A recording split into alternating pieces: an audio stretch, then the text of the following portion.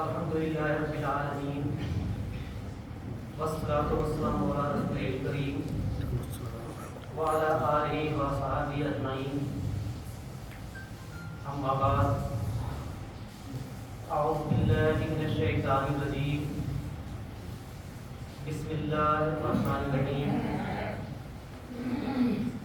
ان الذین آمنوا وعملوا الصالحات واقاموا الصلاة وآتوا الزکاة ان الذين آمنوا وعملوا الصالحات وأقاموا الصلاة وآتوا الزكاة لهم أجرهم عند ربهم ولا خوف عليهم ولا هم يحزنون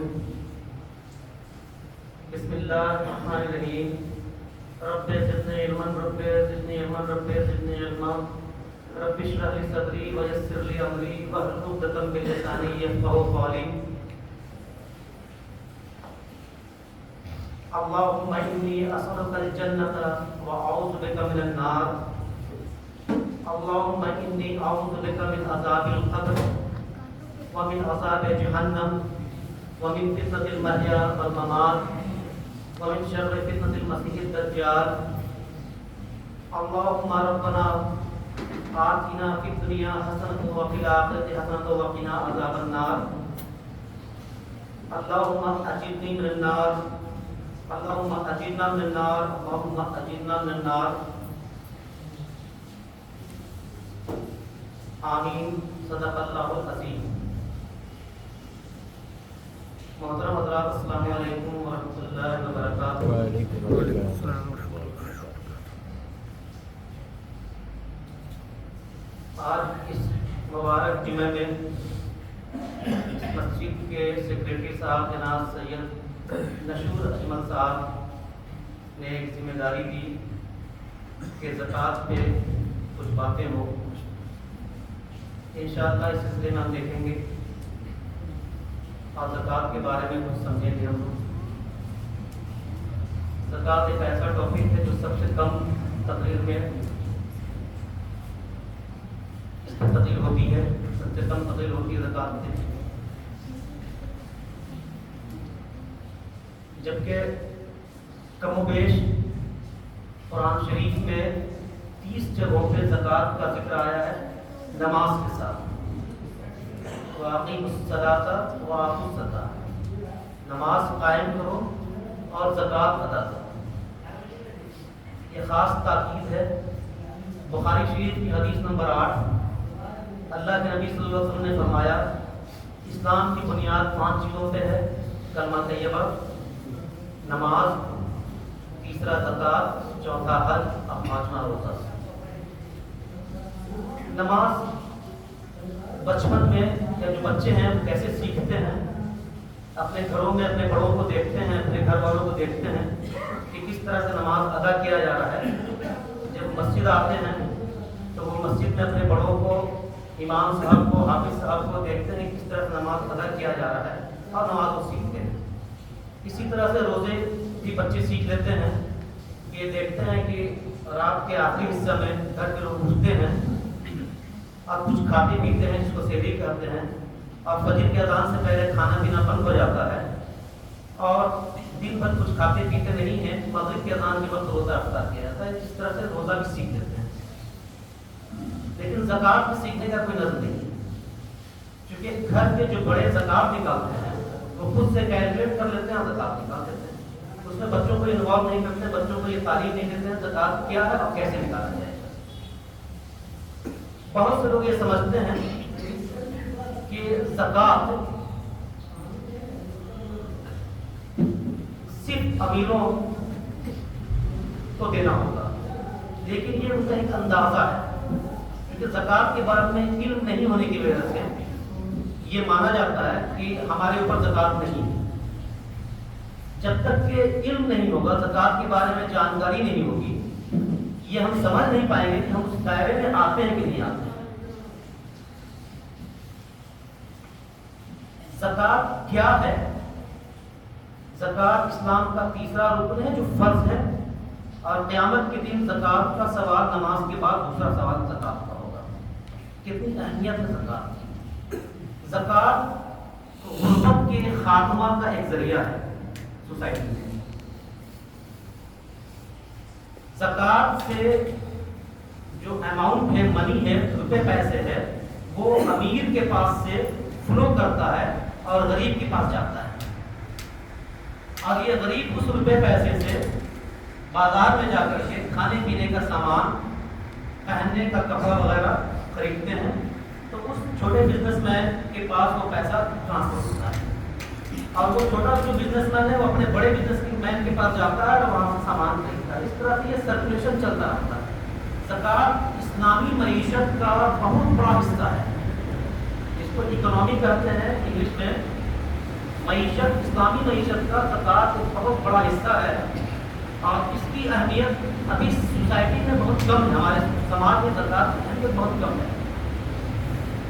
تو ہمیں یہ جاننا ضروری ہے کہ زکوٰۃ کیا ہے۔ زکوٰۃ کے دو معنی ہیں۔ ایک معنی یہ ہے کہ صاحب نصاب کے مال میں غریب کا ایک حصہ اللہ تعالیٰ نے طے کر دیا ہے، آگے ہم دیکھیں گے اس کو کتنا حصہ ہے، وہ حصہ زکوٰۃ کہلاتا ہے، جو کہ فرض ہے۔ دوسرا معنی یہ ہے کہ زکوٰۃ صاحب نصاب کے مال کو پاک کرنے کا ایک ذریعہ ہے، اس لیے کہ زکوٰۃ کا جو معنی ہے وہ پاکیزگی کیا ہے۔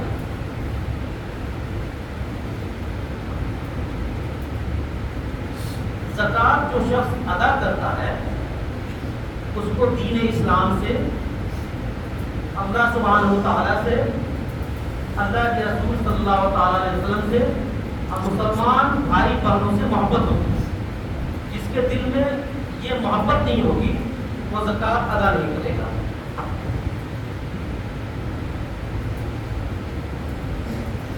زکوٰۃ ادا کرنے یعنی فرض ہے، اور ہر چیز کا اسلام میں دو چیز ہے، یا تو اس کو پورا کرتے ہیں تو اس میں ثواب ہوگا، اور نہیں کرتے ہیں تو گناہ ہوگا۔ تو زکوٰۃ جب ادا کرتے ہیں تو اللہ تعالیٰ نے اس کے لیے اجر بتایا ہے، اور زکوٰۃ نہیں ادا کرنے پہ اللہ تعالیٰ نے اس پہ وعید بتائی ہے، اس کے کیا نقصانات ہیں دنیا میں اور آخرت میں۔ سورہ بقرہ کی آیت نمبر 261 میں اللہ تعالیٰ فرماتے ہیں کہ صدقہ یعنی زکوٰۃ دینے والوں کی مثال ایسی ہے جیسے ایک دانہ وہ زمین میں بو کر ایک پودا اگاتا ہے، اور اس میں سے 7 بالیاں نکلتی ہیں، اور ہر ایک بالی میں 100 دانے ہوتے ہیں، یعنی 700۔ 7 بالیاں، ہر ایک بالی میں 100 دانے، 700۔ یعنی ایک روپے اگر زکوٰۃ کے مد میں کوئی مسلمان خرچ کرتا ہے تو قیامت کے دن کے بدلے میں 700 روپے اللہ تعالیٰ جمع کر دیتا ہے۔ اور اسی آیت کے آخر میں اللہ تعالیٰ نے فرمایا کہ اللہ تعالیٰ اس سے زیادہ بھی دے سکتا ہے، اللہ تعالیٰ وسعت والا ہے، علم والا ہے۔ تو کم سے کم جو بتایا کہ وہ 1 روپے کے بدلے 700 روپے وہ قیامت کے دن اس کو ملے گا۔ سورہ بقرہ کی آیت نمبر 277 میں اللہ تعالیٰ نے فرمایا، جو میں نے تلاوت کیا، ان الذین آمنوا وعملوا الصالحات، بے شک جو لوگ ایمان لائے اور اچھے عمل کیے، وَأَقَامُوا الصَّلَاةَ اور نماز قائم کیا، وَآتَوُا الزَّکَاةَ اور زکوٰۃ ادا کیا، لَهُمْ أَجْرُهُمْ عِندَ رَبِّهِمْ ان کا اجر ان کے رب تعالیٰ کے پاس محفوظ ہے، وَلَا خَوْفٌ عَلَيْهِمْ وَلَا هُمْ يَحْزَنُونَ اور نہ ان کو کوئی خوف ہوگا، نہ ڈر ہوگا، نہ کوئی ان کو غم ان کے پاس ہوگا۔ یہ بہت اس کی تشریح میں جائیں گے تو بہت ذخیرہ خیز یہ آیت اللہ تعالیٰ نے فرمایا ہے۔ ایمان والوں کے لیے 3 چیزیں ہیں، نیک عمل کرنا، نماز قائم کرنا اور زکوٰۃ ادا کرنا۔ جو شخص زکوٰۃ ادا کرتا ہے اپنے مال پہ، اس کی گارنٹی دنیا میں بھی ہے، اس مال کو نہ آگ جلا سکتی ہے نہ وہ مال چوری ہو سکتا ہے۔ آخرت میں وہ ذخیرہ اللہ تعالیٰ اس کے لیے پیدا فرما دیتے ہیں کہ وہ اس کو آخرت کے بھی کوئی غم نہیں ہوگا۔ لیکن کتنا بڑا معاملہ ہے کہ وہ 50,000 سال کا وہ دن ہے، قیامت کا دن 50,000 سال کا ہے، اس دنیا میں ہم لوگ کتنا زندہ رہتے ہیں؟ کوئی انسان کتنا زندہ رہتا ہے؟ 50 سال، 60 سال، حد سے حد 100 سال. کیا ہے یہ زندگی دنیا کی؟ قیامت کا ایک دن جس میں حساب و کتاب ہوگا، آدم علیہ السلام سے لے کر کے آخری انسان تک جو دنیا میں پیدا ہوا اس کا وہاں حساب و کتاب ہوگا، اور وہ 50,000 سال کا ہوگا. اصل تو مرحلہ وہ ہے جہاں پہ 7 لوگ اللہ کے عرش کے سائے میں ہوں گے. اس میں 7واں شخص وہ ہوگا جس نے داہنے ہاتھ سے صدقہ کیا اور بائیں ہاتھ کو خبر نہ ہوئی. یہ بخاری شریف کی حدیث ہے. تو جی عرش کے سائے میں ہونا کوئی معمولی بات نہیں ہے. وہ بالکل امان میں ہوگا، اس کو کوئی خوف اور ڈر نہیں ہوگا. تو ہمیں اپنا اسسمنٹ کرنا ہوگا، دیکھنا ہوگا جو چیز پیچھے گزر چکی اس کے لیے جو فتویٰ لینا ہے ہم لیتے رہیں، لیکن ہمیں یہ اسسمنٹ کرنا ہوگا کہ ہمیں کیا کرنا ہے. آئیے کچھ زکوٰۃ کی وعید دیکھ لیتے ہیں. زکوٰۃ نہیں ادا کرنے والوں کی کیا وعید ہے. سورہ توبہ کی آیت نمبر 34 اور 35 میں اللہ تعالیٰ فرماتے ہیں کہ جو لوگ جوڑ کر رکھتے ہیں سونے اور چاندی کو، خاص یہاں پہ سونے اور چاندی کی بات ہوئی ہے کہ جو لوگ جوڑ کر رکھتے ہیں سونے اور چاندی کو اور اس میں سے صدقہ ادا نہیں کرتے ہیں، یعنی زکوٰۃ ادا نہیں کرتے ہیں، اے نبی آپ ان کو بشارت دے دیجئے. دیکھیے بشارت کا جو لفظ آتا ہے وہ اچھی چیزوں کے لیے آتا ہے. اللہ تعالیٰ فرماتے ہیں کہ اے نبی آپ ان کو بشارت دے دیجئے دردناک عذاب کی. کیوں؟ اس لیے سونے اور چاندی کی محبت تھی، اس محبت کے لیے بشارت ملنی ضروری ہے. تو دردناک عذاب کی بشارت دے دیجئے اور ان کو یہ بتا دیجئے کہ قیامت کے دن اس سونے اور چاندی کو دوزخ کے آگ سے تپایا جائے گا، گرم کیا جائے گا، اور اس کو اس کے پیشانی پہ، اس کو پہلو پہ اور اس کے پیٹھ پہ داغا جائے گا، اور جب وہ ٹھنڈا ہو جائے گا پھر اس کو گرم کیا جائے گا. اور یہ سلسلہ چلتا رہے گا 50,000 سال تک، حتیٰ کہ جنت اور جہنم کا فیصلہ ہو جائے گا اور لوگوں کو جنت کا راستہ اور جہنم کا راستہ دکھا دیا جائے گا، جو خود بخود اس کی طرف چل پڑے گے کہ وہاں کوئی پرسان حال نہیں ہوگا. یہ کتنی بڑی وعید ہے. اور یہی سیم باتیں اللہ کے نبی صلی اللہ علیہ وسلم نے مسلم شریف کی حدیث شریف ہے 2990 نمبر، اس نے یہاں تک فرمایا. اس کے بعد آخر میں فرمایا فَمَن يَعْمَلْ مِثْقَالَ ذَرَّةٍ خَيْرًا يَرَهُ وَمَن يَعْمَلْ مِثْقَالَ ذَرَّةٍ شَرًّا يَرَهُ. وہ شخص جس نے ذرہ برابر بھی نیکی کی ہوگی قیامت کے دن اس کو وہ دیکھ لے گا، اور ذرہ برابر بھی بدی کی ہوگی قیامت کے دن اس کو دیکھ لے گا. اور یہ آیت قرآن شریف میں بھی ہے اور حدیث شریف میں بھی ہے. سوچیے دونوں جگہ یہ آیت موجود ہے. تو کتنی اہمیت اس آیت کی ہے کہ انسان آج یہ CCTV کیمرہ لگا ہوا ہے اور اس کو بعد میں جا کے دیکھ سکتا ہے.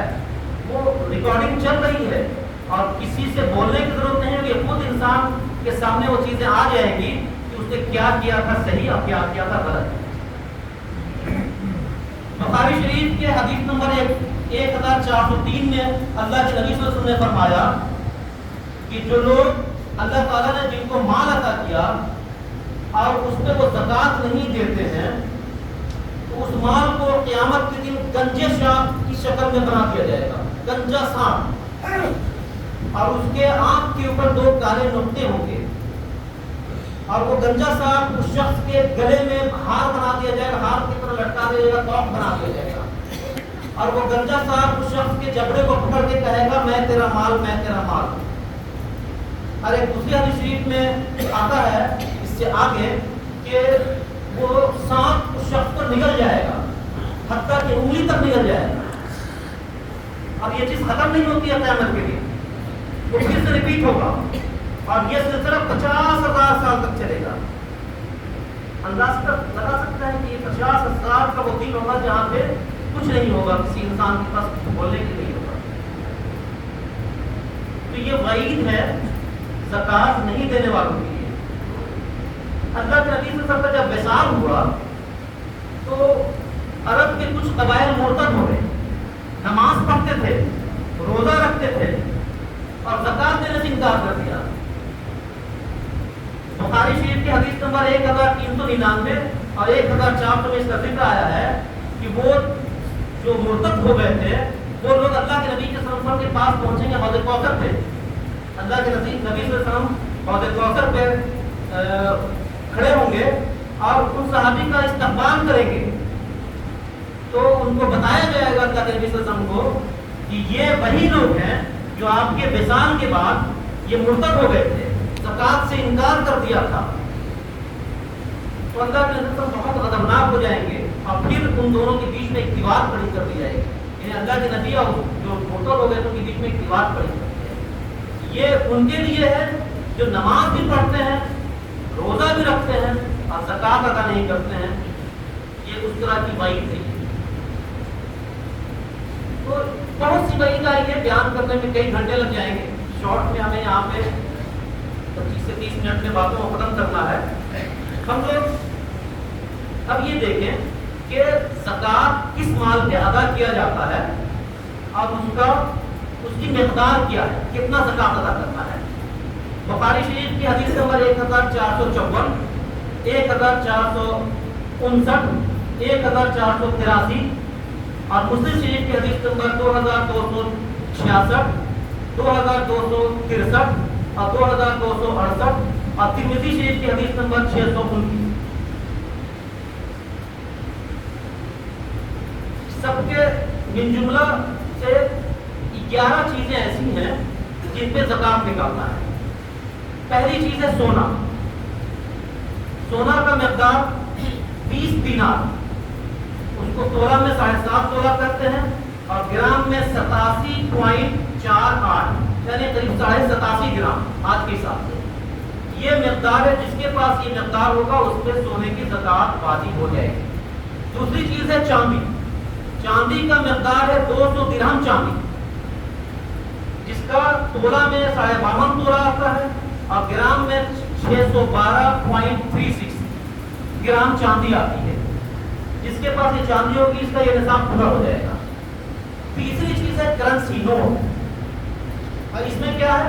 اس میں کیش بیلنس جو موجود ہے انسان کے پاس، وہ کیش جو بینک اکاؤنٹ میں موجود ہے، وہ کیش جو اس نے میوچل فنڈ میں لگا دیا ہے، وہ کیش جو اس نے شیئر خریدنے میں لگا دیا ہے، وہ کیش جو اس نے بانڈ خریدنے میں لگایا ہے، وہ کیش جو اس نے ایف ڈی کرنے میں لگایا ہے، وہ کیش جو اس نے آر ڈی ریکرنگ ڈپازٹ کرنے میں لگایا ہے، وہ کیش جس نے اس نے نیشنل سیونگ سرٹیفکیٹ خریدا ہے، وہ کیش جس نے اس نے کسان وکاس پتر خریدا ہے. گویا کہ سارے انویسٹمنٹ اور پروویڈنٹ فنڈ بھی ہے، جو لوگ امپلائی ہیں ان کا پروویڈنٹ فنڈ جمع ہوتا ہے. یہ ساری چیزیں کرنسی میں آتی ہیں. اس کو ہم لوگ تھوڑا بعد میں دیکھیں گے. چوتھی چیز ہے مال تجارت. ایسا مال جس کو بیچنے کے لیے خریدا جاتا ہے اس کو مال تجارت کرتے ہیں. اس کو بھی زکوٰۃ ہے. اس کو ہم لوگ تھوڑی دیر میں دیکھیں گے دو چیزوں کو. پانچویں چیز ہے کھیت کی پیداوار، جس کو عشرہ بھی کہتے ہیں. عشر کھیت کی پیداوار پہ جو زکوٰۃ ہے، جو اس کا نصاب ہے، وہ 720 کلو گرام ہے. یعنی اگر پیداوار 720 کلو گرام ہو گیا تو اس پہ زکوٰۃ ادا کیا جائے گا. اس میں دو مقدار ہے. اگر وہ پیداوار خالص بارش کے پانی سے ہو گیا تو اس میں 100 روپے میں 10 روپے یعنی 10واں حصہ ہے، 10% زکوٰۃ. اگر خالص بارش کے پانی سے نہیں آیا تو اس میں 5واں حصہ ہے یعنی 5% ہے. 20واں حصہ یعنی 5% ہے، یعنی 100 روپے میں 5 روپے. تو پیداوار سے زکوٰۃ 5% اور 10% ہے. اور اس کی مقدار جو ہے وہ 720 kg ہے. اس میں پھل، کھجور اور یہ جو چاول، گیہوں، دال وغیرہ سب ہے، یہ سب چیز کے اندر شامل ہے. اور اس میں ایک اور اہم نقطہ یہ ہے کہ پیداوار پہ سال گزرنا لازم نہیں ہے. ہو سکتا ہے کہ ایک کھیت سے ایک سال میں 2 پیداوار ہوا ہو تو دونوں پہ زکوٰۃ دینا ہے. یہ بھی ممکن ہے کہ 2 سال میں ایک پیداوار ہوتا ہو تو اس کو ایک زکوٰۃ دینا ہے. اس کے ساتھ ہی کوئی قید نہیں ہے. چھٹی چیز ہے شہد. 10 مشکیزیں، ایک مشکیزہ سر یعنی 10% یہ زکوٰۃ ہے اس پہ. اس میں ایک دوسری رائے یہ بھی ہے کہ شہد پہ زکوٰۃ نہیں ہے. تو جو لوگ شہد کا بزنس کرتے ہیں ان کو چاہیے کہ وہ فتویٰ لے لیں. لیکن شہد کہ آج کے ڈیٹ میں شہد کی کھیتی بھی ہوتی ہے اور شہد جو بھی باغ میں شہد کی مکھی شہد کو پیدا کرتی ہے. تو جو شہد کی مکھی خود بخود پیدا کرتی ہے اس پہ زکوٰۃ 10% ہوگا اور جس کی کھیتی کی جاتی ہے اس پر زکوٰۃ 5% ہونا چاہیے. یہ میری اپنی رائے ہے، لیکن اس کو مفتی سے آپ فتویٰ لے سکتے ہیں جو لوگ شراب کا بزنس کرتے ہیں. نیکسٹ ہے اونٹ. اللہ کے نبی صلی اللہ علیہ وسلم نے فرمایا 5 اونٹ سے کم پر زکوٰۃ نہیں ہے. نیکسٹ ہے گائے اور بھینس. جو لوگ گائے اور بھینس پالتے ہیں اور بیچتے ہیں اس کی جو تعداد ہے وہ 30 سے کم پہ زکوٰۃ نہیں ہے. نیکسٹ ہے بکری، بھیڑ، دمبا وغیرہ. اس کی جو تعداد ہے وہ 40، اس سے کم پہ زکوٰۃ نہیں ہے. 10ویں چیز جو ہے وہ دفینہ.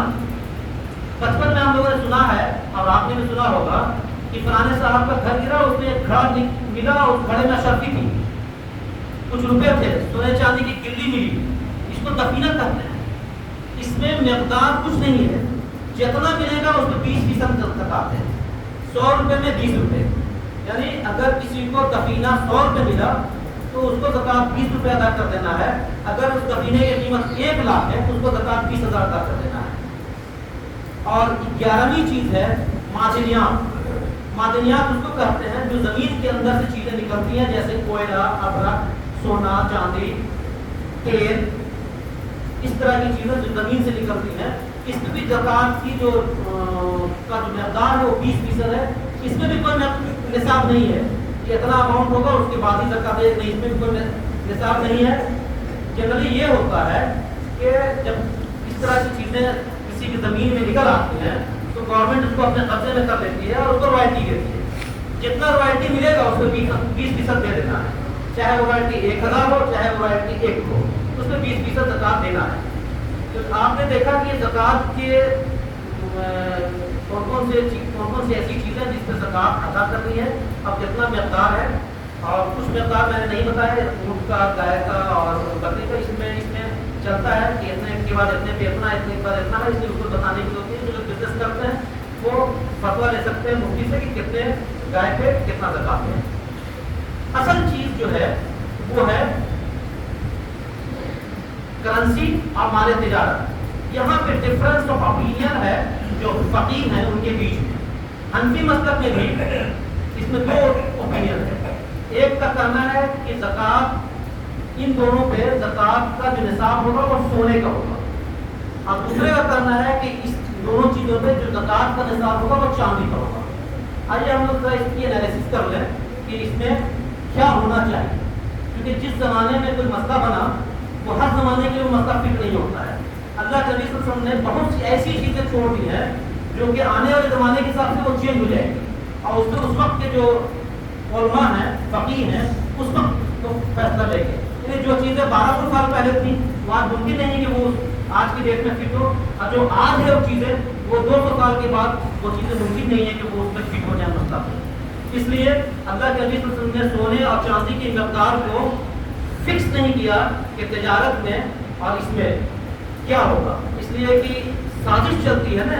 اگر اللہ کے نبی صلی اللہ علیہ وسلم فکس کر دیتے کہ سونا مقدار ہوگا تو یہ یہودی کیا کرتے ہیں کہ چاندی کو پروموٹ کرتے اور سونے کی قیمت سے زیادہ چاندی کی قیمت ہو جاتی. تو یہ مسئلہ یہ اور بھی مسئلہ ہوگی. فرق ہے آج کے ڈیٹ میں 612.36 گرام چاندی کی جو قیمت ہے لگ بھگ 47,000 روپے 47,000. یہ قیمت ڈے بائی ڈے چینج ہوتی ہے. آپ کو جس دن کتاب نکالنا ہے آپ گوگل میں سرچ کریں، ریٹ مل جائے گا، آپ اس ریٹ کو لے لیں. اور جو سونے کی مقدار ہے 87.48 گرام، اس کی جو قیمت ہے وہ لگ بھگ 5,43,000 ہے آج کے ڈیٹ میں. کہاں چاندی کی قیمت 47,000 کے آس پاس ہے، کہاں سونے کی قیمت 5,43,000 ہے. اگر چاندی کا نصاب مان لیتے ہیں تو یہاں پہ جتنے بیٹھے ہوئے لوگ ہیں سب زکوٰۃ کے دائرے میں آ جائیں گے، کوئی نہیں بچے گا. ہر کوئی اپنے پاس سوچ لے کہ اس کے پاس 50,000 سے کم روپے گھر پہ موجود ہے. ایون کہ جو باہر مانگنے والے لوگ ہیں ان کے گھر پہ بھی 1,00,000 2,00,000 روپے مل جاتا ہے. تو یہ تو ایک بنیادی چیز ہے جس کو دیکھنا اور سمجھنا اور سوچنا بہت ضروری ہے. اللہ تعالیٰ نے سورہ بقرہ کی آیت نمبر 286 میں فرمایا لا یکلف اللہ نفسا الا وسعها. اللہ تعالیٰ کسی بھی جان کو اس کے بوجھ سہنے سے زیادہ اس کے اوپر بوجھ نہیں ڈالتا. تو ایک انسان دوسرے انسان پہ کیوں بوجھ ڈالے گا؟ کر ہی نہیں سکتا ہے. اور ویسے بھی جب نصاب اس کی آ جائے گی چاندی کی تو جو چھوٹے چھوٹے گمٹی چلا رہے ہیں جو بزنس کر رہے ہیں گمٹی والے بھی بزنس ہے ان کے دکان میں جائیے گا تو 1 لاکھ کا سامان ضرور رہتا ہے. 1 لاکھ کا سامان اس کے اوپر ضرور رہتا ہے. تو یہ بڑی اہم امپورٹنٹ پوائنٹ ہے. اس میں اگلا جو نقطہ ہے وہ یہ ہے جیسے اونٹ کی تجارت کو کرتے ہیں, گائے بھینس کی تجارت کرتے ہیں, بکری کی تجارت کرتے ہیں. تو اونٹ 5 اونٹ سے کم پہ زکات نہیں ہے. اگر 5 اونٹ کی قیمت آپ دیکھیں گے کم سے کم 5 لاکھ روپے, وہ بھی تجارت ہے. اور ایک جو میڈیسن کی دکان چلا رہا ہے وہ بھی تجارت ہے. تو اس کے لیے 47,000 کا نصاب, اس کی اونٹ کی تجارت کے لیے 5 لاکھ کا نصاب. گائے 30 گائے پر زکات نہیں ہے. 30 گائے کی قیمت آپ دیکھیں تو 6 لاکھ روپے آتی ہے کم سے کم ایوریج, زیادہ بھی ہوگی کم بھی ہوگی. بکری 40 بکری پر زکات نہیں ہے. 15,000 کا ایوریج دیکھیں تو 6 لاکھ روپے ہوتا ہے. یہ بھی بزنس ہے, بکری کو پالنا اس کو بیچنا بھی بزنس ہے. تو زکات جو ہے وہ چاندی کا زکات آج کے زمانے میں صحیح نہیں ہے. جب وہ مسئلہ بنا تھا اسے تھا, کیونکہ اللہ کے نبی صلی اللہ علیہ وسلم کے زمانے میں 52 تولہ چاندی کی جو قیمت تھی وہ 7.5 تولہ سونا کے برابر, بالکل برابر. آج کے ڈیٹ میں ویسا نہیں ہے, تو ڈفرنس ہو گیا. 47,000 چاندی کی قیمت 5 پر 47,000 سونے کی قیمت, بہت فرق ہو گیا. یہ جو معیشت ہے, اکنامی ہے, اسلامک جو معیشت ہے, اس میں جو زکات ہے وہ ایک اہم رول ادا کرتا ہے. اور جو اکنامی ہے وہ اکنامی سونے پہ چلتی ہے, چاندی پہ نہیں. آپ نے سنا ہوگا 1991 میں کہ ہندوستان کی روپے کی قیمت گر رہی تھی, تو اس وقت چندر شیکھر پرائم منسٹر تھے, انہوں نے سونا کو گر بھی رکھا تھا. کیوں؟ اس لیے کہ روپے کی قیمت کو بچانے کی. تو ہمارے اوپینین سے اور بہت سے جو علماء ہیں ان کے اوپینین سے سونے کی زکات, سونے کا مقدار جو ہے وہ اس پہ زکات, کرنسی پہ اور مال تجارت پہ زکات ہوگا سونے کے نصاب کے حساب سے. اب لون کا مسئلہ ہے کہ اس کو تھوڑا تھوڑا شارٹ میں ٹائم ختم ہو رہا ہے کہ مال تجارت کے لیے اگر لون لیتے ہیں, شوقیہ لون کی بات نہیں ہے, مال تجارت کے لیے, یعنی اگر کسی شخص نے 10 لاکھ روپے کا لون لے کر کے اور اپنا تجارت شروع کیا, اس کے دکان میں 25 لاکھ کا اسٹاک ہے, تو 25 لاکھ میں 10 لاکھ مائنس کر دیں گے اور 15 لاکھ اس کا زکات کرے گا. لیکن کسی شخص نے فلیٹ خریدا اور 50 لاکھ کا فلیٹ ہے اور اس پہ 40 لاکھ لون لے لیا, تو یہ 40 لاکھ اس کے زکات فنڈ سے مائنس نہیں ہوگا, کیونکہ وہ فلیٹ اس کے زکات والے میں ایڈ نہیں ہو رہا ہے. اب آئیے زکات کے مصارف کو ہم دیکھ لیتے ہیں. سورہ توبہ کی آیت نمبر 60 میں اللہ تعالیٰ نے 8 مقدار بتائے ہیں, 8 مصارف زکات کے. زکات کن کو دیا جا سکتا ہے؟ فقراء کو, فقراء ایسے غریب کو کہتے ہیں جو سوال نہیں کرتے ہیں. مساکین کو, ایسے غریب ہیں جو سوال کرتے ہیں. فقراء کو, مساکین کو, عاملین کو. عاملین ویسے لوگوں کو کہا جاتا ہے جو زکات کے کام میں معمول ہے, ان کو پیسہ دیا جاتا ہے. اور چوتھی چیز ہے نو مسلم کو, جو لوگ نئے نئے ایمان لائے ان کو زکات دینا چاہیے. پانچویں چیز ہے غلام کے آزاد کرنے پہ زکات کا خرچ کرنا, جو آج کی ڈیٹ میں نہیں ہے, لیکن اس کی ایک نئی شکل ہے. جو لوگ جیل میں بند ہیں اور ان کو چھڑانے کے لیے ان کے لوگوں کے پاس پیسہ نہیں ہے, تو اس سے وہ کام ہو سکتا ہے. اور اس میں ایک بڑا کام کر رہی ہے APCR, ایک آرگنائزیشن ڈیرنگ ہے, association for protection of civil right. یہ اس کا کام, اس کا کام یہ ہے, آپ گوگل پہ جائیں گے, سرچ کریں گے, ان کو زکات دینا ہے, وہیں پہ ڈائریکٹ آن لائن پے کر سکتے ہیں. اور چھٹی چیز ہے مقروض کے قرض کو ادا کرنے میں زکات کا استعمال ہو سکتا ہے. ساتویں چیز ہے فی سبیل اللہ, یہ بہت وائڈ ایریا ہے. اور آٹھویں چیز ہے مسافر کے لیے, مسافر کی قید نہیں ہے, امیر بھی ہو سکتا ہے, غریب ہو سکتا ہے, وہ کہیں گیا اور اس کا سارا سامان لٹ گیا, تو اس مسافر کے لیے اس کی ضرورت کے حساب سے زکات کی رقم ادا کی جا سکتی ہے. زکات جو یہ ہے ساتواں ہے فی سبیل اللہ, اس میں ایک بہت بڑا حصہ جو ہے وہ یہ ہے کہ ایسے لوگوں کو زکات دیا جائے جو چھوٹا بزنس کر کے اپنے پیر پر کھڑے ہو جائیں اور 2-3 سال کے بعد وہ زکات دینے والے بن جائیں. زیادہ سے زیادہ مصارف اس پہ کرنے چاہیے. دلی میں ایک آرگنائزیشن ہے ہیومن ویلفیئر فاؤنڈیشن, اس کو آپ گوگل میں سرچ کر سکتے ہیں, اس پہ یہ کام کر رہی ہے. زکات سینٹر انڈیا کی ایک آرگنائزیشن ہے, اس پہ یہ کام کر رہی ہے. اور کچھ غریب ایسے ہوتے ہیں جو نان پروڈکٹیو ہوتے ہیں, جیسے اپاہج ہے, بیوہ عورت جو مجبور ہے, نابینا شخص ہے, ان لوگوں کو زکوٰۃ دینا ہوگا کھانے پینے اور ان کی زندگی گزر بسر کرنے کے لیے. تو یہ زکوٰۃ کے 8 مقدار ہیں. باتیں تو بہت تھی لیکن وقت ختم ہو گیا ہے. آئیے ہم لوگ دعا کریں کہ جو باتیں ابھی میں نے یہاں پہ بتائی اس کا اگر کچھ غلطی ہوئی تو اللہ تعالیٰ معاف فرمائے. اور اگر آپ لوگوں کو کوئی بات بری لگی ہو تو آپ لوگ معاف فرما دیں. ایک دعا چلتے چلتے ہم لوگ کر لیں. آپ اس کی دوہرا دیجیے. اللہم انی اسألک الجنۃ واعوذ بک من النار. یہ دعا یاد کر لینی چاہیے. بہت مجرب دعا ہے. اللہ تعالیٰ سے دعا کرتے ہیں ہم لوگ کہ اللہ ہمیں جنت عطا فرما اور دوزخ کی عذاب سے بچا. دعا آخر دانا نہیں دیتا ہے.